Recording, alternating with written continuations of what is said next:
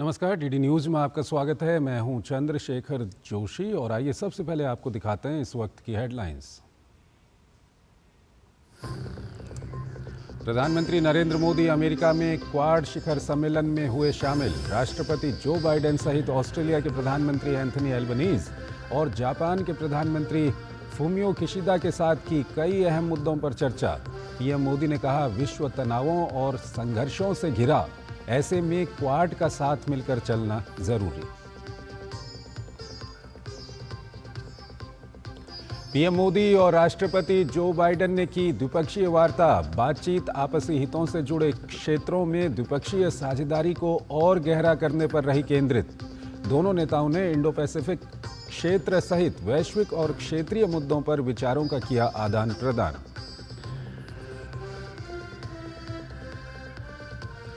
PM Modi quad cancer moonshot initiative में हुए शामिल। इनिशिएटिव को $7.5 मिलियन की मदद की घोषणा। पीएम मोदी ने कहा, भारत चला रहा है दुनिया की सबसे बड़ी हेल्थ इंश्योरेंस स्कीम। क्वाड में सर्वाइकल कैंसर को लेकर की पहल। अमेरिका में पीएम मोदी का भव्य स्वागत। पीएम मोदी ने कहा, भारतीय समुदाय ने अमेरिका में अपनी अलग पहचान बनाई, विभिन्न क्षेत्रों में सकारात्मक प्रभाव डाला। उनसे बातचीत करना हमेशा खुशी देता है।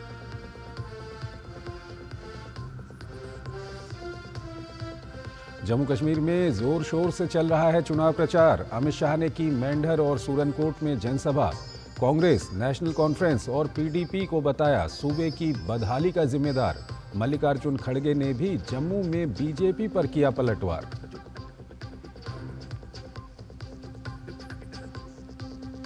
रोचक हुआ हरियाणा का रण। कांग्रेस से नाराज कुमारी शैलजा के बीजेपी में शामिल होने की अटकलें तेज। बीजेपी नेता मनोहर लाल ने कहा, कुछ बातें रणनीतिक होती हैं, अब शैलजा के अगले कदम पर टिकी नजरें। श्रीलंका में राष्ट्रपति चुनाव के लिए मतदान खत्म, वोटों की गिनती जारी। आने वाले नतीजों पर भारत समेत विश्व की नजर। रानिल विक्रमसिंघे, साजिद प्रेमदासा, अनुरा कुमारा दिसानायके और नमल राजपक्षे चुनावी मैदान में। श्रीलंका में सुबह 6 बजे तक लगा कर्फ्यू।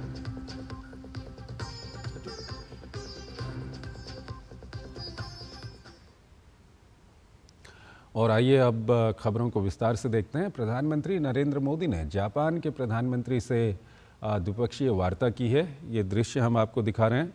प्रधानमंत्री और जापान के प्रधानमंत्री के बीच में द्विपक्षीय वार्ता हुई है। जापान के प्रधानमंत्री फूमियो किशिदा और प्रधानमंत्री मोदी के बीच में ये बातचीत हुई है। क्वाड सम्मेलन के बाद दोनों नेताओं के बीच में काफ़ी महत्वपूर्ण वहाँ पर बातचीत हुई है। ये दृश्य हम आपको दिखा रहे हैं। दरअसल प्रधानमंत्री नरेंद्र मोदी अमेरिका की यात्रा पर हैं और आज अमेरिका में उनकी यात्रा की शुरुआत अमेरिका के राष्ट्रपति जो बाइडेन के साथ द्विपक्षीय मुलाकात के साथ हुई। उसके बाद प्रधानमंत्री मोदी ने क्वाड शिखर सम्मेलन में हिस्सा लिया, जिसमें जापान के प्रधानमंत्री, ऑस्ट्रेलिया के प्रधानमंत्री, अमेरिका के राष्ट्रपति और भारत के प्रधानमंत्री उसमें शामिल हुए। और उसके बाद अब प्रधानमंत्री नरेंद्र मोदी और जापान के प्रधानमंत्री फूमियो किशिदा के बीच में द्विपक्षीय बातचीत हुई है। भारत और जापान के काफ़ी मजबूत संबंध हैं और इन दोनों नेताओं के बीच में, यानी कि प्रधानमंत्री मोदी और प्रधानमंत्री किशिदा के बीच में आपसी काफ़ी अच्छे रिश्ते हैं और दोनों देशों के जो संबंध हैं वो लगातार मजबूत हो रहे हैं। और उसकी एक वानगी भी यहाँ पर देखी जा सकती है जब प्रधानमंत्री मोदी और जापान के प्रधानमंत्री के बीच में द्विपक्षीय बातचीत हुई। अब से कुछ देर पहले ये बातचीत हुई है, उसके दृश्य हम आपको दिखा रहे हैं।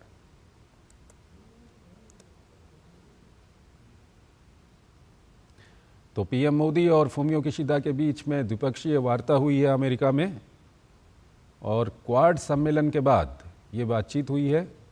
प्रधानमंत्री नरेंद्र मोदी अमेरिका की यात्रा पर हैं और अमेरिका की यात्रा आज प्रधानमंत्री की अमेरिका के राष्ट्रपति जो बाइडेन के साथ द्विपक्षीय वार्ता के साथ शुरू हुई। उसके बाद प्रधानमंत्री मोदी ने क्वाड शिखर सम्मेलन में हिस्सा लिया और उसके बाद अब उन्होंने जापान के प्रधानमंत्री फूमियो किशिदा से मुलाकात की है। दोनों देशों के बीच में द्विपक्षीय बातचीत हुई है और जब ये मुलाकात हुई थी अब से कुछ देर पहले, उस वक्त के दृश्य हम आपको दिखा रहे हैं।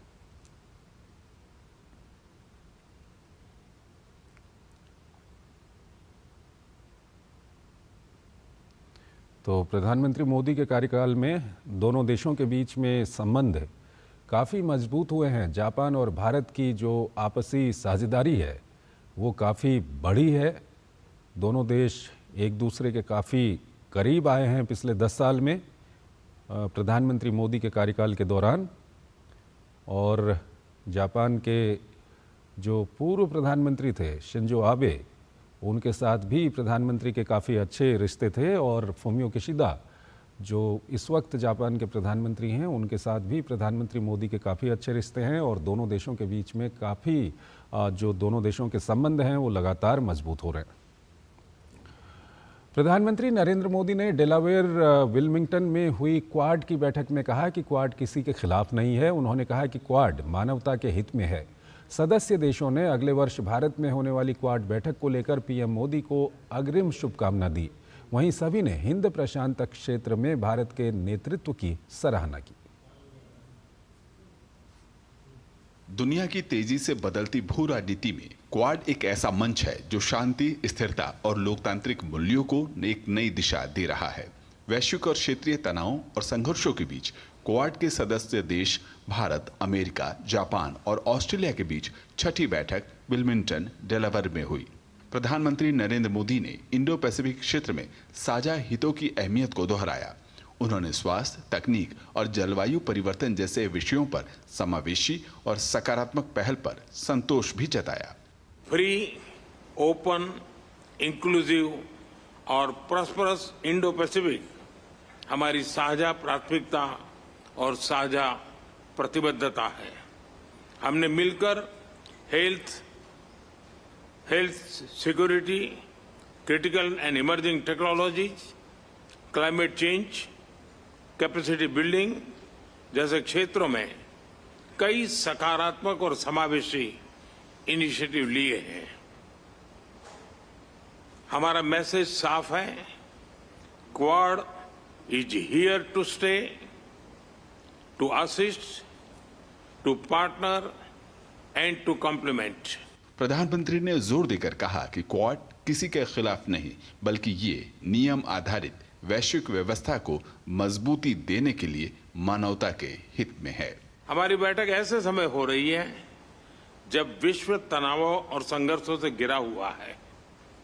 ऐसे में साझा डेमोक्रेटिक वैल्यूज के आधार पर क्वाड का मिलकर साथ चलना पूरी मानवता के लिए बहुत ही महत्वपूर्ण है। हम किसी के खिलाफ नहीं हैं। हम सभी एक रूल्स बेस्ड इंटरनेशनल ऑर्डर, संप्रभुता और क्षेत्रीय अखंडता के सम्मान और सभी मसलों के शांतिपूर्ण ढंग से हल निकालने का समर्थन करते हैं। अमेरिकी राष्ट्रपति जो बाइडेन ने क्वाड की प्रगति पर खुशी व्यक्त की। उन्होंने कहा कि क्वाड की दिशा सही है। Today, we're announcing a series of initiatives to deliver real, positive impact for the Indo-Pacific that includes providing new maritime technologies to our regional partners so they know what's happening in their waters, launching cooperation between coast guards for the first time, and expanding the Quad Fellowship to include students from Southeast Asia. वहीं Japan के प्रधानमंत्री Fumio Kishida और Australia के प्रधानमंत्री Anthony Albanese ने सुरक्षा और शांति को लेकर क्वाड की भूमिका पर जोर दिया।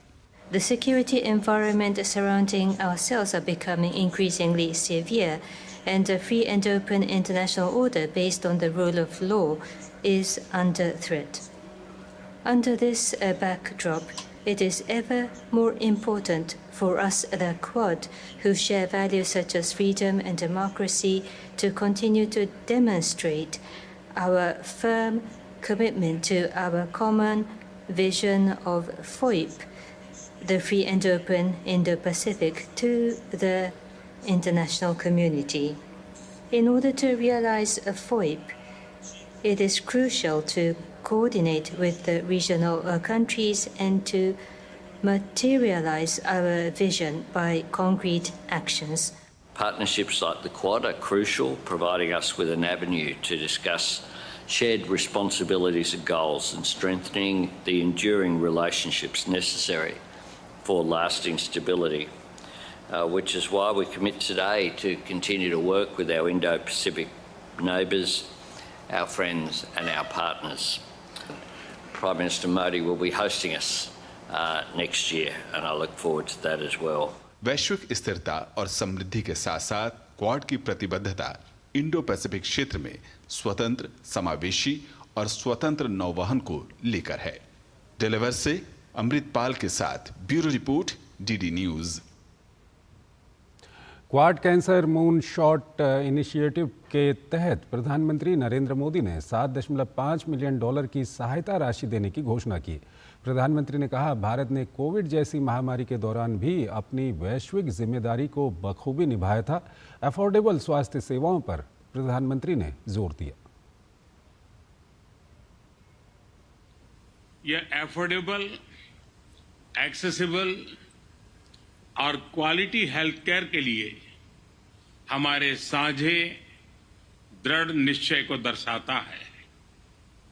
एक्सेलेंसी, भारत अपना एक्सपीरियंस और एक्सपर्टाइज शेयर करने के लिए तैयार है। आज कैंसर केयर में काम करने वाले भारत के कई एक्सपर्ट्स इस इवेंट्स में हमारे साथ जुड़े हैं। भारत का विजन है वन अर्थ वन हेल्थ। इसी भावना से मैं क्वाड मून शॉट इनिशिएटिव के तहत $7.5 मिलियन के सैपलिंग किट्स, डिटेक्शन किट्स और वैक्सीन का सहयोग देने की घोषणा करता हूं। क्वाड शिखर सम्मेलन से पहले अमेरिकी राष्ट्रपति जो बाइडेन और प्रधानमंत्री नरेंद्र मोदी के साथ द्विपक्षीय बैठक हुई। इस बैठक में हिस्सा लेने के लिए पीएम मोदी बाइडेन के आवास ग्रीनविले पहुंचे, जहां अमेरिकी राष्ट्रपति ने उनका स्वागत किया।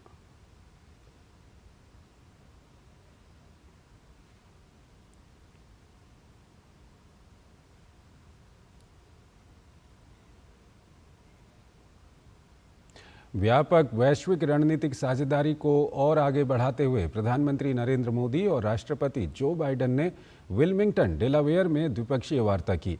राष्ट्रपति बाइडेन ने अपने निवास पर प्रधानमंत्री नरेंद्र मोदी की मेजबानी की। दोनों नेताओं के बीच बातचीत आपसी हितों से जुड़े क्षेत्रों में द्विपक्षीय साझेदारी को और गहरा केंद्रित करने पर रही। नेताओं ने इंडो पैसिफिक क्षेत्र और वैश्विक व क्षेत्रीय मुद्दों पर विचारों का आदान प्रदान किया।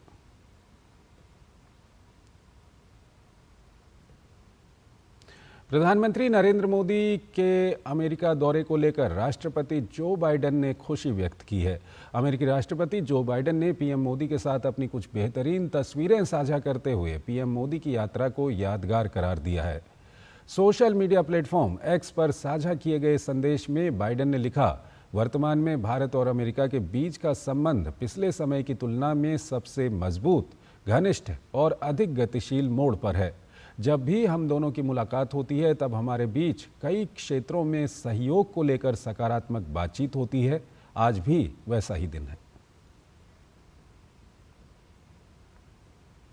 प्रधानमंत्री नरेंद्र मोदी ने अमेरिका के राष्ट्रपति जो बाइडेन से मिलकर खुशी जताई है। पीएम मोदी ने सोशल मीडिया प्लेटफॉर्म एक्स पर पोस्ट साझा करते हुए कहा, मैं राष्ट्रपति बाइडेन का उनके निवास ग्रीनविले, डेलावेयर पर मेजबानी के लिए आभार व्यक्त करता हूं। हमारी बातचीत बेहद सार्थक रही। बैठक के दौरान हमें क्षेत्रीय और वैश्विक मुद्दों पर चर्चा करने का अवसर मिला।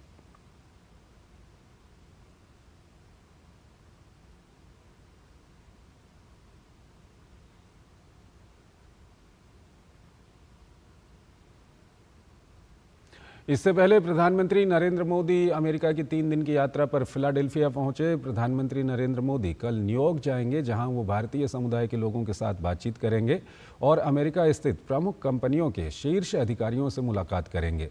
यात्रा के अंतिम दिन पीएम मोदी न्यूयॉर्क में संयुक्त राष्ट्र महासभा में भविष्य के शिखर सम्मेलन को संबोधित करेंगे।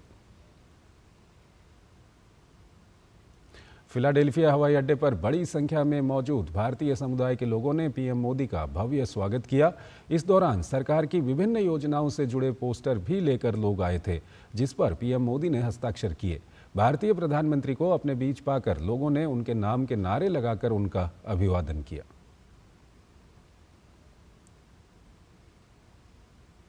प्रधानमंत्री नरेंद्र मोदी फिलाडेल्फिया में जब होटल पहुंचे तो वहां मौजूद भारतीयों ने उनका भव्य स्वागत किया। इस दौरान लोगों ने सांस्कृतिक कार्यक्रम प्रस्तुत कर सभी का मन मोह लिया।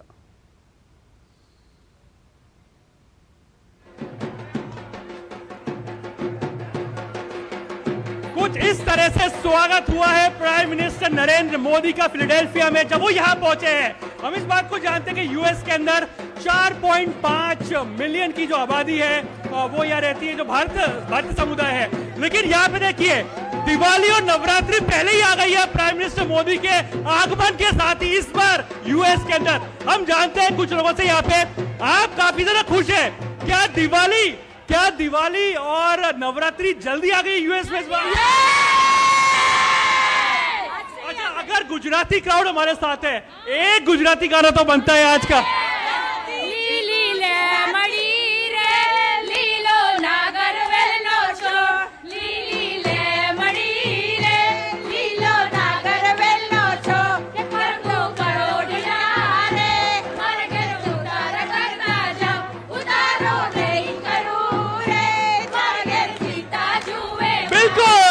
ये तो गुजराती के गरबे हम लोग नवरात्रि में सुनते हैं, लेकिन यूएस वालों के लिए नवरात्रि इस बार जल्दी आ गई। लेकिन एक बार बताइए, पीएम की कौन सी बात आप लोग को अच्छी लगती है? क्या प्राउड कराता है आपको? स्वच्छ भारत, उन्होंने बहुत ही अच्छी सी स्वच्छ भारत का कॉन्सेप्ट किया है। Very nice, I really like it and it's really healthy for the India people too. PM की कौन सी बात अच्छी लगती है? क्यों प्राउड महसूस होता है? कैसी कौन सी बात है आपको? राम मंदिर। Yeah, we were waiting for so long. He has done for India and US. That's the best thing that he has done. He is amazing. He has done so much. Super proud of it. तो जाहिर सी बात है, prime minister Modi का एक बहुत ही बेहद खास अंदाज में स्वागत किया गया और यूएस वासियों के लिए दिवाली, नवरात्रि और त्योहारी मौसम इस बार जल्दी आ गया, क्योंकि प्राइम मिनिस्टर मोदी इस समय पर यूएस के यात्रा पर है। कैमरा पर्सन कुलदीप के साथ Arun Sharma, DD news, Philadelphia. PM Modi रविवार को न्यूयॉर्क शहर में मोदी एंड यूएस कार्यक्रम को संबोधित करेंगे। पीएम मोदी ने सोशल मीडिया साइट एक्स पर लिखा, भारतीय समुदाय ने अमेरिका में अपनी अलग पहचान बनाई है और विभिन्न क्षेत्रों में सकारात्मक प्रभाव डाला है। उनसे बातचीत करना हमेशा खुशी देता है। रविवार 22 सितंबर को भारतीय समय के अनुसार रात करीब 9:30 बजे मैं न्यूयॉर्क शहर में मोदी एंड यूएस कार्यक्रम को संबोधित करूंगा। आइए उन गहरे संबंधों का जश्न मनाएं जो हमारे देशों को जोड़ते हैं।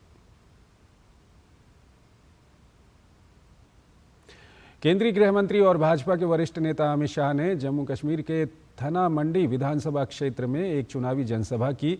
अपने संबोधन में अमित शाह ने कहा कि भाजपा यहां के पहाड़ी, गुर्जर और बकरवाल समुदाय को नौकरियों में प्रमोशन में भी रिजर्वेशन देगी।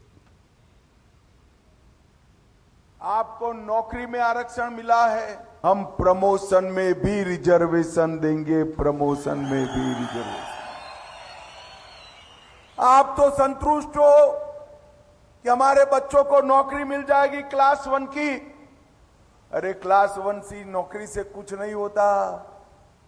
इतने सालों से अन्याय हुआ है, जब तक पहाड़ी गुर्जर का बच्चा चीफ सेक्रेटरी डीजीपी नहीं बनता तब तक आपका अन्याय दूर नहीं। और ये प्रमोशन के अंदर रिजर्वेशन देंगे तो पहाड़ी बच्चे भी, गुर्जर बच्चे भी, बकरवालों के बच्चे भी चीफ सेक्रेटरी और डीजीपी बन पाएंगे। केंद्रीय गृह मंत्री एवं वरिष्ठ भाजपा नेता अमित शाह ने जम्मू कश्मीर के राजौरी में भी चुनावी रैली की। इस दौरान जनसभा को संबोधित करते हुए उन्होंने कहा कि कांग्रेस, नेशनल कॉन्फ्रेंस और पीडीपी ने राज्य के लोगों के अधिकारों से उनको वंचित रखा। वहीं धारा 370 के मुद्दे पर बोलते हुए अमित शाह ने कहा कि कोई भी पार्टी धारा 370 को वापस नहीं ला सकती।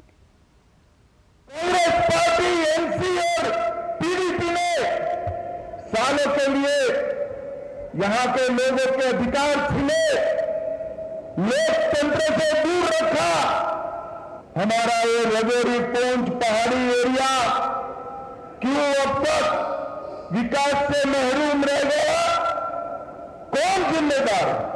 ये पीडीपी और कांग्रेस और एनसी जिम्मेदार है। पाकिस्तान के रक्षा मंत्री कहते हैं कि वो नेशनल कॉन्फ्रेंस और कांग्रेस के साथ है, धारा 370 वापिस निकाल देना चाहते हैं। भाइयों बहनों, क्योंकि एनसी ने अपने एजेंडा में रखा है। मैं यहां से अब्दुल्ला परिवार को कहकर जाता हूं, उल्टा लटक कर सीधा हो जाए, धारा 370 अब नहीं है। कांग्रेस अध्यक्ष मल्लिकार्जुन खड़गे ने भी जम्मू में प्रचार किया। एक प्रेस कॉन्फ्रेंस में अपनी पार्टी के उम्मीदवार तारा चंद के समर्थन में चुनाव प्रचार करने के लिए जम्मू पहुंचे खड़गे ने यहां एक प्रेस कॉन्फ्रेंस की और बीजेपी पर पलटवार किया। खड़गे ने यहां एक बार फिर मैनिफेस्टो में किए गए वादों को दोहराया। जम्मू कश्मीर को स्टेटहुड दिलाने के लिए हमारी पूरी कोशिश रहेगी। हर परिवार को 25 लाख का हेल्थ बीमा हम देंगे। हर महीने 3,000 रुपए देने का हमारा वायदा है। 1 लाख नौकरी हम इमीडिएटली इसको देंगे, नोटिफाई करेंगे। जम्मू कश्मीर में चुनावी रैली को संबोधित करने के बाद मीडिया से बात करते हुए नेशनल कॉन्फ्रेंस के उपाध्यक्ष उमर अब्दुल्ला ने कहा, लोग मौजूदा हालात से परेशान हैं। लोग अपने रोजमर्रा के मुद्दों का समाधान चाहते हैं, इसलिए वो न केवल यहां सार्वजनिक बैठकों में भाग ले रहे हैं, बल्कि 25 तारीख को मतदान करके वो अपनी आवाज भी बुलंद करेंगे। लोग मौजूदा हालात से परेशान हैं। लोग चाहते हैं कि इस परेशानी का कोई इलाज हो। जो रोजमर्रा के इनके मसले हैं, चाहे बिजली को लेके, पानी को लेके, बच्चों के प्लेग्राउंड को लेके, यहाँ सड़क की बात को, इन सब चीजों का भी लोगों को एक हल चाहिए।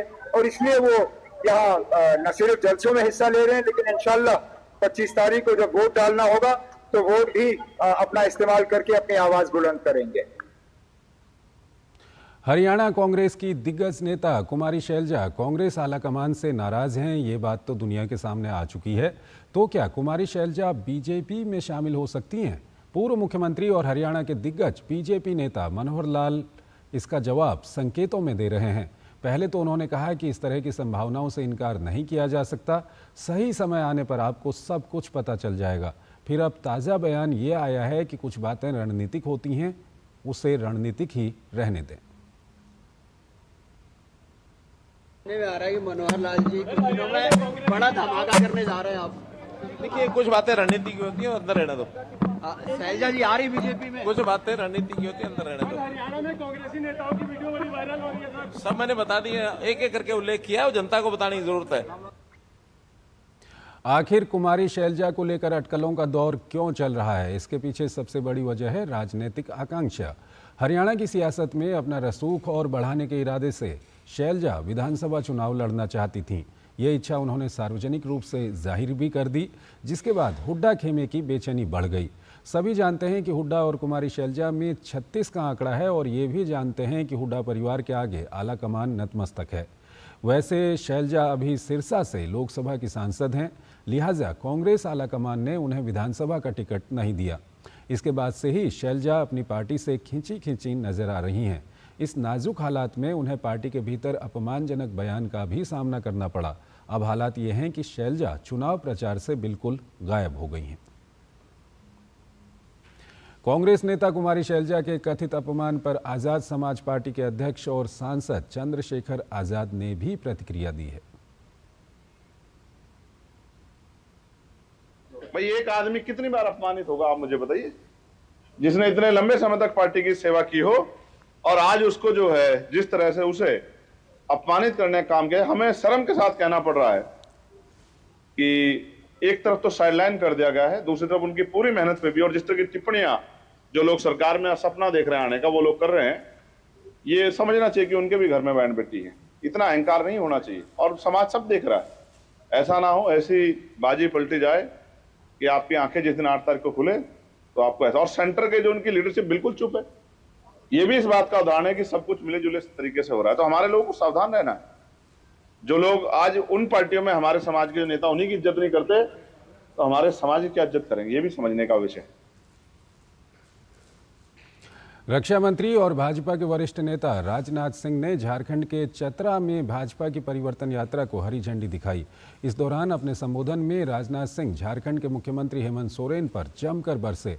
राजनाथ ने कहा कि भ्रष्टाचार में लिप्त हेमंत सोरेन ने भारत की स्वस्थ लोकतांत्रिक प्रथाओं के साथ खिलवाड़ किया है। झारखंड राज्य में विकास की अपार संभावनाएं हैं, इसमें कहीं दो मत नहीं है। श्री बाबूलाल जी मरांडी यहाँ के मुख्यमंत्री रहे, श्री अर्जुन मुंडा यहाँ के मुख्यमंत्री रहे, श्री रघुवर दास जी यहाँ के मुख्यमंत्री रहे, लेकिन जितना पर्याप्त समय इन लोगों को झारखंड राज्य के विकास के लिए मिलना चाहिए था, बहनों भाइयों, वह समय इन्हें नहीं मिल पाया। लेकिन मैं दावे के साथ कह सकता हूं, चाहे हमारे बाबूलाल जी मरांडी हो, चाहे हमारे अर्जुन मुंडा हो, चाहे रघुवर दास हो, झारखंड ही नहीं हिंदुस्तान का कोई व्यक्ति उंगली उठाकर नहीं कह सकता कि हमारे तीनों नेताओं के दामन पर कोई भ्रष्टाचार की दाग लगी हुई हो। आम आदमी पार्टी के नेता आतिशी ने दिल्ली के मुख्यमंत्री पद की शपथ ली। राजनिवास में दिल्ली के उपराज्यपाल विनय कुमार सक्सेना ने उन्हें पद और गोपनीयता की शपथ दिलाई। आतिशी के नेतृत्व वाली दिल्ली सरकार में आम आदमी पार्टी के वरिष्ठ नेता गोपाल राय, मुकेश अहलावत, इमरान हुसैन, सौरभ भारद्वाज, कैलाश गहलोत ने मंत्री पद की शपथ ली। आतिशी के मंत्रिमंडल में मुकेश अहलावत नया नाम है। बाकी 4 केजरीवाल सरकार में भी मंत्री रह चुके हैं। शपथ लेने के बाद आतिशी तीसरी महिला मुख्यमंत्री बन गई हैं। आतिशी से पहले स्वर्गीय सुषमा स्वराज और शीला दीक्षित मुख्यमंत्री रह चुकी हैं। गौरतलब है कि अरविंद केजरीवाल को दिल्ली की कथित शराब घोटाला मामले में हाल ही में सुप्रीम कोर्ट ने जमानत दी थी, लेकिन जमानत के दौरान केजरीवाल पर कई प्रतिबंध भी लगाए गए थे, जैसे कि वो मुख्यमंत्री ऑफिस नहीं जा सकते हैं, किसी फाइल पर साइन नहीं कर सकते हैं, केस से संबंधित गवाहों को प्रभावित नहीं कर सकते हैं, केस के बारे में कोई टिप्पणी नहीं कर सकते हैं। दिल्ली में अगले साल विधानसभा के चुनाव होने हैं। ऐसे में केजरीवाल ने मुख्यमंत्री पद से इस्तीफा देकर आतिशी को मुख्यमंत्री बनाकर एक नया दांव चला है। आप नेता आतिशी ने शनिवार को दिल्ली के मुख्यमंत्री पद की शपथ ली। आतिशी के साथ ही उनकी सरकार के 5 कैबिनेट मंत्रियों ने भी शपथ ली, जिसके बाद अब आतिशी कैबिनेट में विभागों का भी बंटवारा हो गया है। दिल्ली के मुख्यमंत्री आतिशी ने अपने पास 13 विभाग रखे हैं, जबकि कैबिनेट मंत्री सौरभ भारद्वाज को 8 विभागों की जिम्मेदारी दी गई है। वहीं गोपाल राय को 3 और कैलाश गहलोत को 5 और इमरान हुसैन को 2 विभाग दिए गए। इसके साथ ही मुकेश अहलावत को 5 विभाग दिए गए हैं। भाजपा नेता अनुराग ठाकुर ने राहुल गांधी और कांग्रेस पर देश विरोधी एजेंडा चलाने का आरोप लगाया। अनुराग ठाकुर ने कहा कि राहुल गांधी और कांग्रेस विदेश में भारत की छवि को धूमिल करने का प्रयास करते हैं। उन्होंने कहा कि राहुल गांधी और कांग्रेस की भाषा पाकिस्तान के रक्षा मंत्री के समान है। राहुल गांधी जी की भाषा, कांग्रेस के नेताओं की भाषा और पाकिस्तान के रक्षा मंत्री की भाषा, ये सुर सब इकट्ठे मिलते हैं। इनके इरादे एक जैसे दिखते हैं। जो भारत विरोधी हैं, टुकड़े टुकड़े गैंग का समर्थन पाते हैं, अपनी पार्टी में शामिल कराते हैं और विदेशों में जाकर भी भारत विरोधी ताकतों से मिलने का काम करते हैं। आज भारत के लोग राहुल गांधी जी और कांग्रेस से सवाल पूछते हैं, ऐसी कौन सी मजबूरी है कि भारत का विरोध और भारत के प्रधानमंत्री का विरोध करना जरूरी है? ऐसी कौन सी मजबूरी है कि राष्ट्र विरोधी ताकतों से सुर मिलाना जरूरी है? ऐसी कौन सी मजबूरी है कि मोदी जी की विदेश यात्रा में जब बार बार जाकर भारत का नाम ऊंचा होता है, वो भारत के नाम को बदनाम करने के लिए विरोध कराने का काम भी कांग्रेस का इकोसिस्टम करे? पूरे देश को एक सूत्र में बांधने के उद्देश्य से शुरू किए गए अभियान एक भारत श्रेष्ठ भारत के तहत देश भर में विभिन्न कार्यक्रम आयोजित किए जा रहे हैं। इसी कार्यक्रम के तहत नई दिल्ली के तालकटोरा स्टेडियम में north east students festival my home India का आयोजन किया गया, जिसमें केंद्रीय संसदीय कार्य मंत्री किरण रिजिजू ने शिरकत की। कार्यक्रम में पूर्वोत्तर भारत के सभी राज्यों से विद्यार्थी भाग ले रहे हैं। फेस्टिवल में विभिन्न छात्र समूहों द्वारा रंगारंग कार्यक्रम प्रस्तुत किए गए। कार्यक्रम को संबोधित करते हुए किरण रिजिजू ने कहा, मोदी सरकार लगातार पूर्वोत्तर राज्यों की उन्नति और प्रगति के लिए प्रयासरत है, जिसके फलस्वरूप पूर्वोत्तर में बड़ा बदलाव देखने को मिल रहा है। नरेंद्र मोदी जी आने के बाद नॉर्थ ईस्ट के विशेष करके छोटे छोटे लोगों का सबका बात सुनता था, इसीलिए 10,000 से ज्यादा मिलिटेंसी में काम करने वाले लोग छोड़ के वापस हमारे मुख्य धारा में आए हैं। आज मैं सिर्फ एक पॉइंट कहना चाहता हूं, पिछले 10 साल में इतना काम हुआ है। हर नॉर्थ ईस्ट स्टेट में एयरपोर्ट बन गए हैं, रेलवे लाइन जुड़ गए हैं, हाईवे बन गए, गांव गांव रास्ता बन गया, बिजली पानी सब पहुंच गए। मोदी सरकार के तीसरे कार्यकाल के 100 दिन का ये शुरुआती दौर उपलब्धियों भरा रहा है। सरकार ने कई अहम फैसले लिए, जिनसे किसान, महिला, युवा और अनुसूचित जाति जनजाति से लेकर हर वर्ग को लाभ पहुंचा है, जिनकी लोगों द्वारा तारीफ की जा रही है। प्रधानमंत्री मोदी जी ने सभी वर्गों का ध्यान रखा हुआ है। इसमें हमारा शिक्षा का क्षेत्र हो, हमारा चिकित्सा क्षेत्र हो, हमारा सैन्य शक्ति हो, और जैसे कि किसानों के बारे में प्रधानमंत्री सम्मान निधि की ओर ध्यान दिया है, उनको उर्वरक वगैरह सारी चीज़ें मुहैया की जा रही है। हमारा जो है चिकित्सा के क्षेत्र में प्रधानमंत्री जन औषधि केंद्र जो है, जो कि न्यूनतम दरों पर औषधियाँ गरीबों को उपलब्ध करवाई जा रही है, और जो प्रधानमंत्री स्वास्थ्य बीमा है, उसके बाद में आपका आयुष्मान कार्ड है, जिसमें गरीबों को जो है मुफ्त इलाज की सुविधा जो प्रदान की गई है, वो एक अनूठी पहल है, और ये हमारे देश के गरीबों के लिए बहुत ही अच्छा कदम है। प्रधानमंत्री जी जो कि 3.0 100 दिन पूरे हो चुके हैं, इसके उपलक्ष्य में माननीय प्रधानमंत्री जी का मैं धन्यवाद अदा करूंगा कि आप जैसा प्रधानमंत्री विश्व में मिलना बहुत मुश्किल है। आपने ऐसी ऐसी योजनाएं अपने देश को दी है, महिलाओं के लिए, युवाओं के लिए और बुजुर्गों के लिए, बच्चों के लिए। हर योजना सफल योजना है, जो कि आज पूरे देश में बहुत अच्छी चल रही है।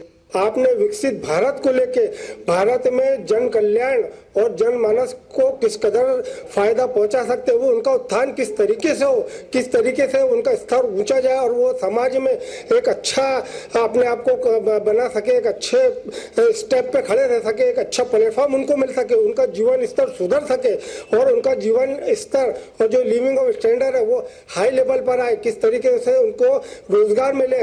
तो इस बात को लेकर के माननीय हमारे आदरणीय प्रधानमंत्री जी ने हर समाज में, हर वर्ग को, हर तबके को, हर जगह उन्होंने विकास की बात की है, जन कल्याण योजनाओं का ढेर लगाया है।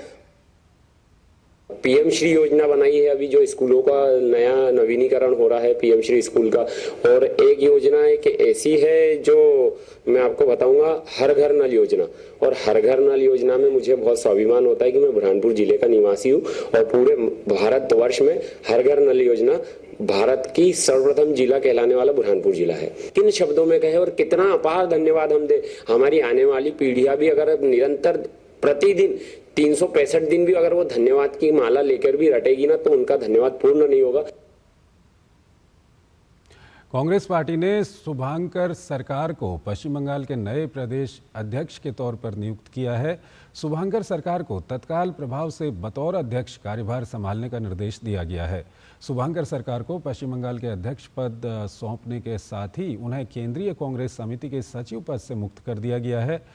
कांग्रेस पार्टी ने हाल ही में वरिष्ठ नेता अधीर रंजन चौधरी को अध्यक्ष पद से मुक्त कर प्रदेश समिति में बड़ा बदलाव किया है।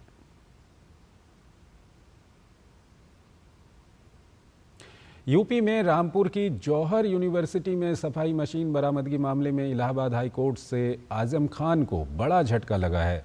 हाईकोर्ट ने आजम खान की जमानत याचिका को खारिज कर दिया है। इसके साथ ही आजम खान के बेटे अब्दुल्ला आजम और उनके सहयोगी अजहर खान की भी जमानत अर्जी को कोर्ट ने नामंजूर कर दिया।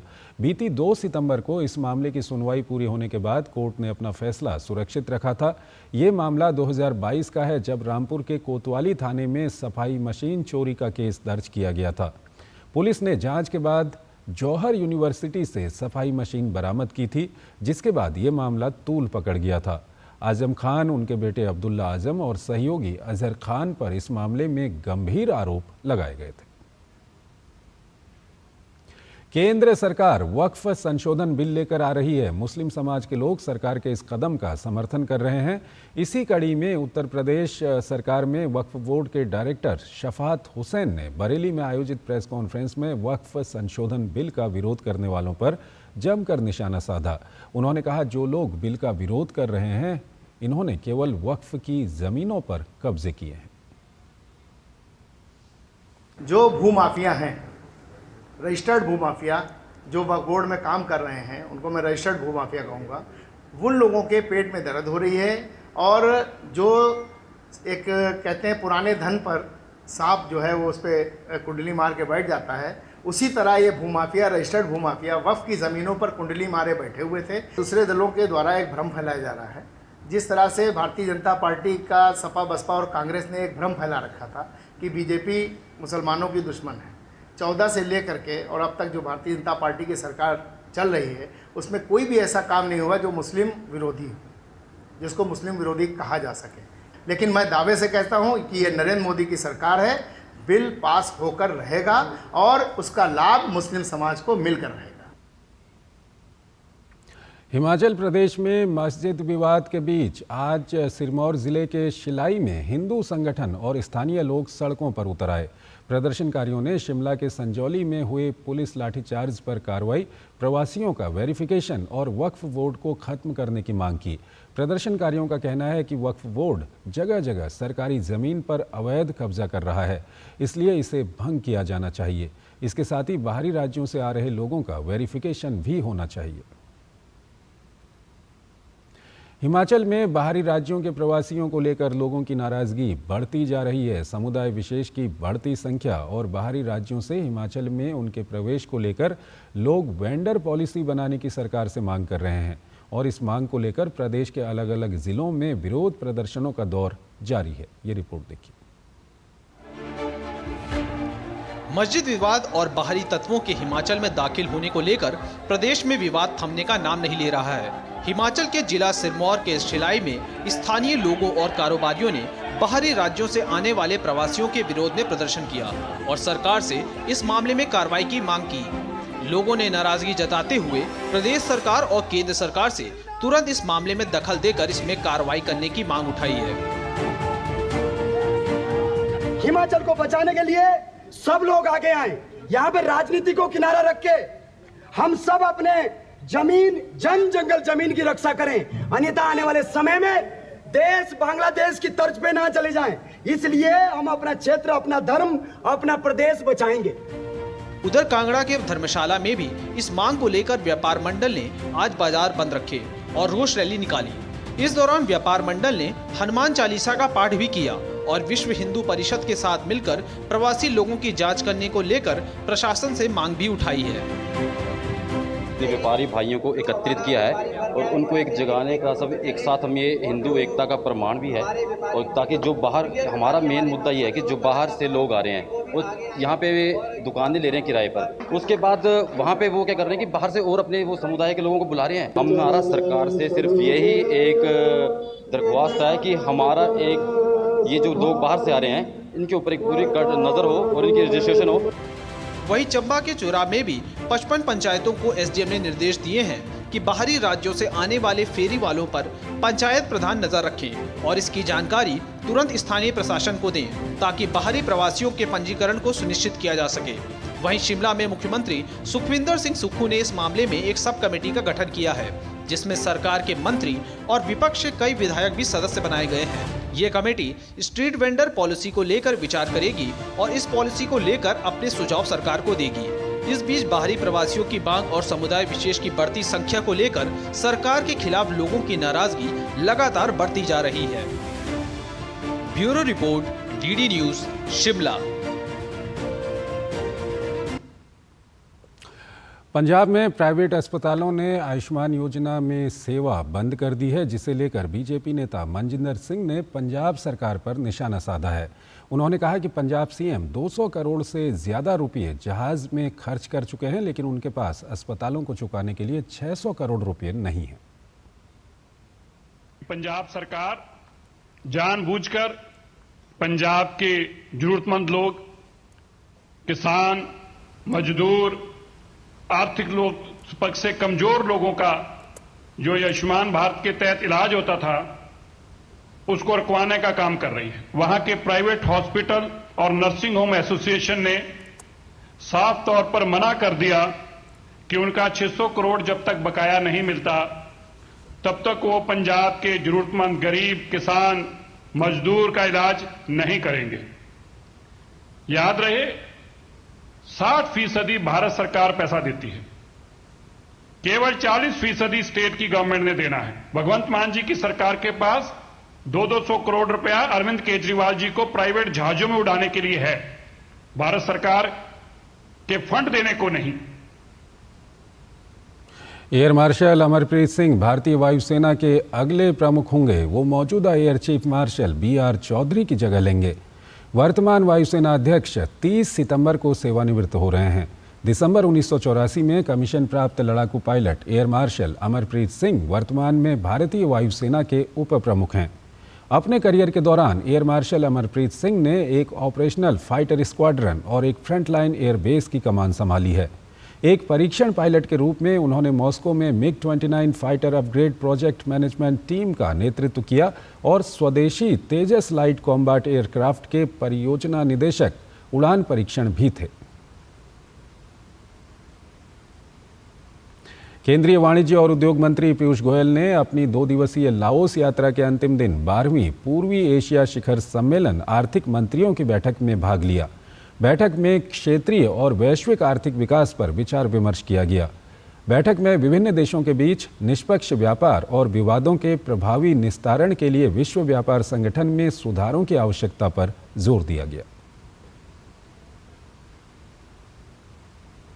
पूर्वी एशिया शिखर सम्मेलन आर्थिक मंत्रियों की बैठक के बाद केंद्रीय वाणिज्य और उद्योग मंत्री पीयूष गोयल ने आसियान महासचिव डॉक्टर काओ किम होर्न के साथ बैठक की। इस मुलाकात में आसियान भारत माल व्यापार समझौते AITIGA को और सुदृढ़ करने सहित भारत व आसियान के बीच सहयोग बढ़ाने के तरीकों पर विचार विमर्श किया गया। केंद्रीय वाणिज्य और उद्योग मंत्री पीयूष गोयल ने लाओस के उद्योग और वाणिज्य मंत्री मलाइथोंग कोमासिथ के साथ भी द्विपक्षीय बैठक की। केंद्रीय मंत्री पीयूष गोयल ने 21वीं आसियान भारत आर्थिक मंत्रियों की बैठक और 12वीं पूर्वी एशिया शिखर सम्मेलन के आर्थिक मंत्रियों की बैठक की सफलतापूर्वक मेजबानी के लिए उन्हें और उनके देश को बधाई दी।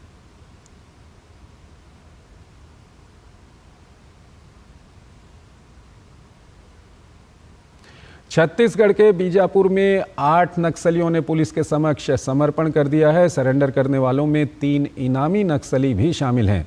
इनमें से एक नक्सली पर 8 लाख का इनाम घोषित किया गया था। छत्तीसगढ़ सरकार की पुनर्वास एवं आत्मसमर्पण नीति राज्य में चलाए जा रहे नियद नेल्ला नार योजना से प्रभावित होकर नक्सलियों में मुख्यधारा में लौटने का फैसला लिया है। इस वर्ष अब तक 178 माओवादियों ने पुलिस के समक्ष आत्मसमर्पण किया है, जबकि विभिन्न नक्सली घटनाओं में शामिल 378 नक्सलियों को गिरफ्तार किया गया है। भारत अमेरिका संयुक्त सैन्य अभ्यास 2024 के 20वें संस्करण का आज राजस्थान के महाजन फील्ड फायरिंग रेंज में समापन हो गया। इस संयुक्त सैन्य अभ्यास में दोनों ओर से 600 सैनिकों ने प्रतिभाग किया था।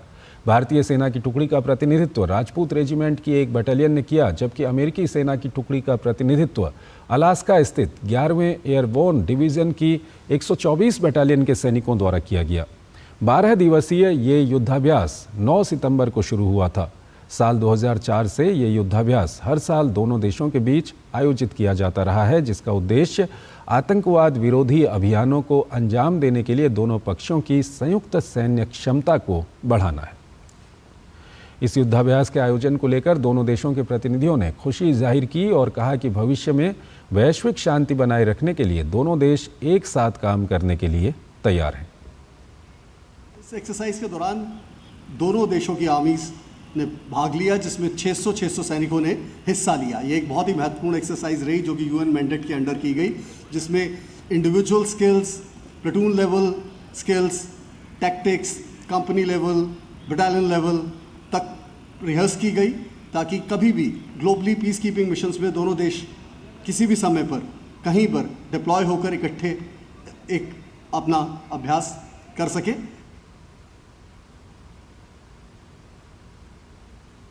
प्रधानमंत्री नरेंद्र मोदी ने ऑस्ट्रेलिया के प्रधानमंत्री एंथनी एल्बनीज से द्विपक्षीय वार्ता की।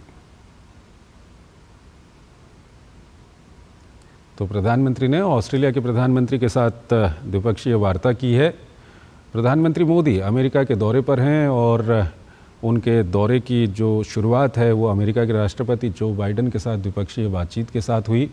उसके बाद प्रधानमंत्री ने क्वाड समिट में हिस्सा लिया और उसके बाद प्रधानमंत्री ने जापान के प्रधानमंत्री के साथ द्विपक्षीय बातचीत की और अब प्रधानमंत्री ऑस्ट्रेलिया के प्रधानमंत्री के साथ प्रधानमंत्री मोदी ने द्विपक्षीय बातचीत की है। अब से कुछ देर पहले ये बातचीत हुई है, उसके दृश्य हम आपको दिखा रहे हैं। काफ़ी महत्वपूर्ण ये बातचीत है। हाल के वर्षों में भारत और ऑस्ट्रेलिया के संबंध काफ़ी मजबूत हुए हैं। प्रधानमंत्री मोदी के नेतृत्व में पिछले 10 सालों में हमने देखा है कि भारत और ऑस्ट्रेलिया के बीच में संबंध काफ़ी मजबूत हुए हैं। दोनों देशों के बीच में काफ़ी नज़दीकी बढ़ी है। दोनों देशों के बीच में आपसी साझेदारी विभिन्न क्षेत्रों में बढ़ी है और आज की ये मुलाकात भी काफ़ी अहम है।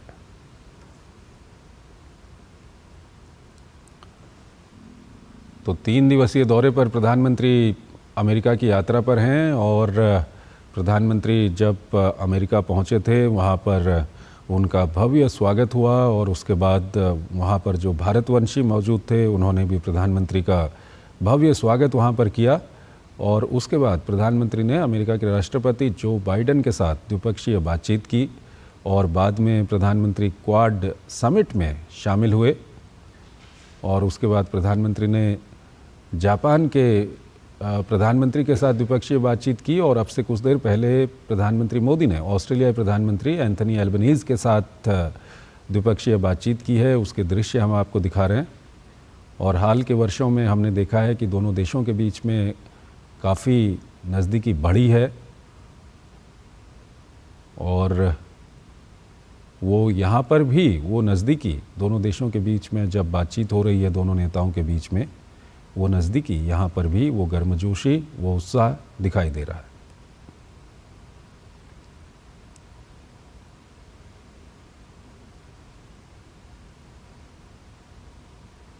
तो अब से कुछ देर पहले के दृश्य हम आपको दिखा रहे हैं। पीएम मोदी ने ऑस्ट्रेलियाई प्रधानमंत्री एंथनी एल्बनीज के साथ द्विपक्षीय बातचीत की है और काफ़ी महत्वपूर्ण ये बातचीत रही है। प्रधानमंत्री 3 दिवसीय अमेरिका के दौरे पर हैं और आज ये दौरा प्रधानमंत्री का जब शुरू हुआ तो सबसे पहले प्रधानमंत्री ने अमेरिकी राष्ट्रपति से मुलाकात की, उसके बाद क्वाड समिट में हिस्सा लिया, जापान के प्रधानमंत्री के साथ द्विपक्षीय बातचीत की और अब से कुछ देर पहले ऑस्ट्रेलिया के प्रधानमंत्री के साथ द्विपक्षीय बातचीत की है। अगली खबर की ओर चलते हैं। विदेशी संस्थागत निवेशक यानी FII ने इस सप्ताह भारतीय शेयर बाजार में 14,064 करोड़ रुपए का निवेश किया है, जिससे भारतीय बाजार में मजबूती बनी है। NSDL के आंकड़ों के अनुसार 1 से 20 सितंबर तक FII निवेश 33,699 करोड़ रुपए रहा है, जिसके चलते इस साल अब तक देश में कुल FII निवेश 76,585 करोड़ रुपए पहुंच गया है। इस साल सितंबर में निवेश की दर सबसे अधिक रही। पिछले साल मार्च में ऐसा देखने को मिला था। विश्लेषकों का मानना है कि FII के निवेश से रुपये की कीमत में 0.4% की वृद्धि हुई है। इससे FII की खरीदारी को और बढ़ावा मिलने की उम्मीद है।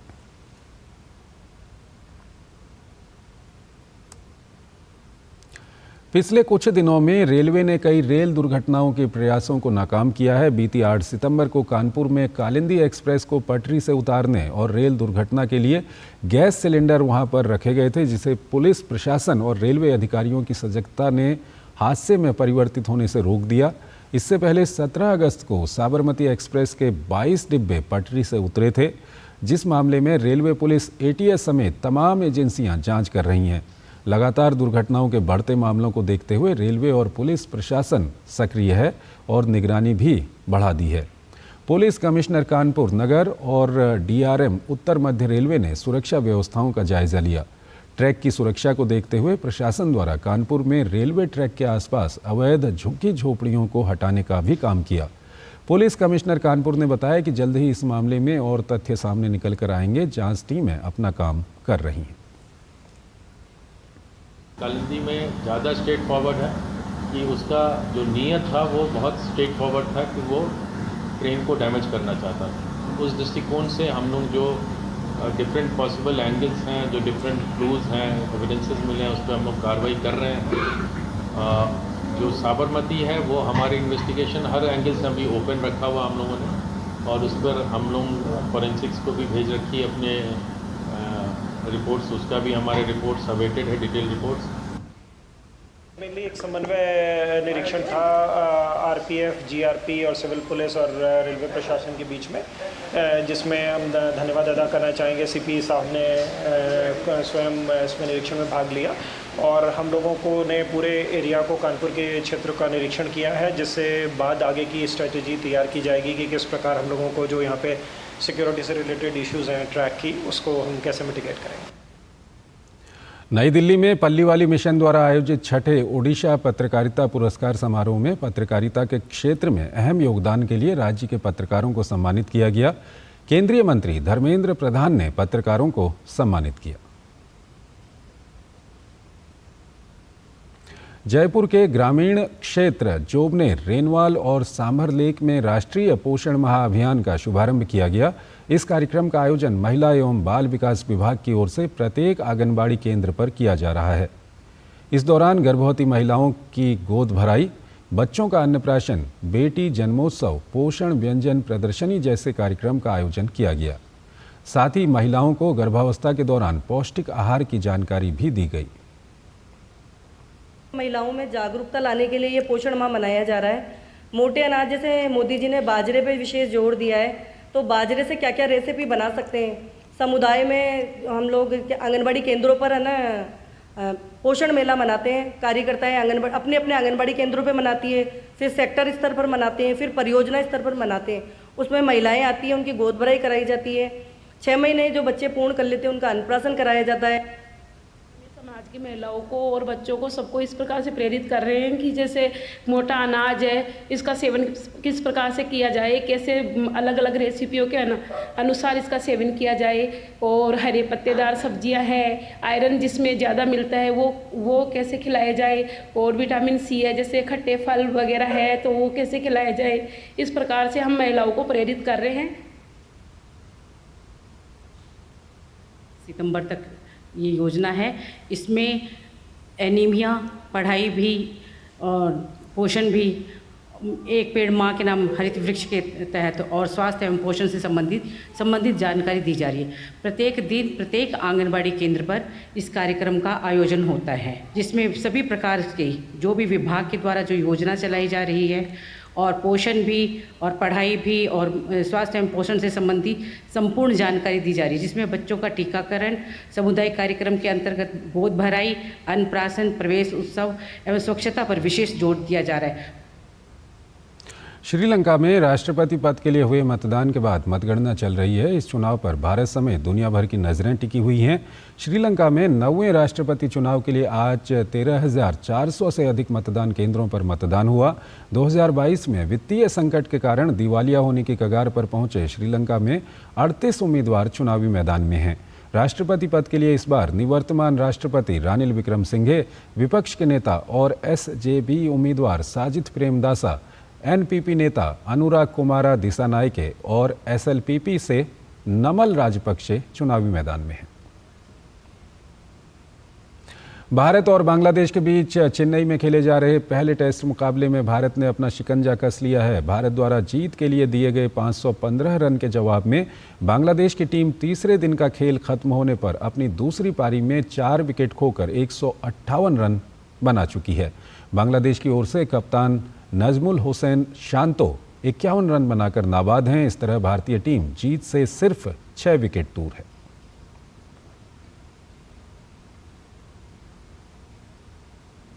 ऑस्ट्रेलिया और इंग्लैंड के बीच 5 मैच की वनडे सीरीज का दूसरा मुकाबला ऑस्ट्रेलिया ने 68 रन से अपने नाम कर लिया। इस जीत के साथ ही ऑस्ट्रेलिया ने सीरीज में 2-0 की बढ़त बना ली है।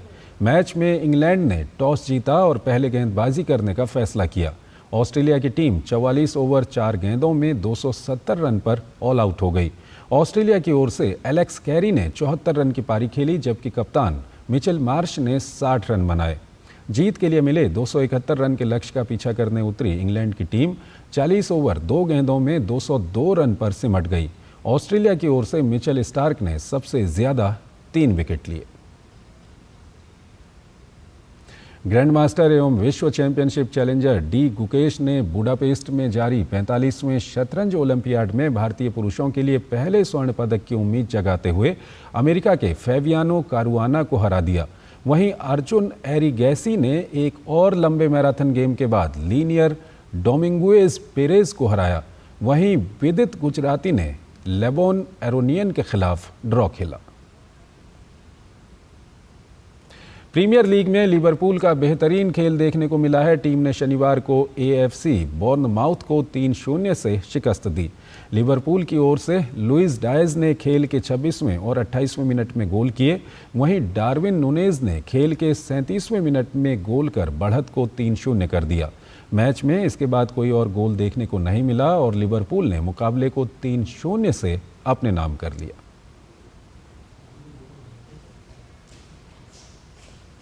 तो इस बुलेटिन में फिलहाल इतना ही। आप बने रहिए DD न्यूज़ के साथ। नमस्कार।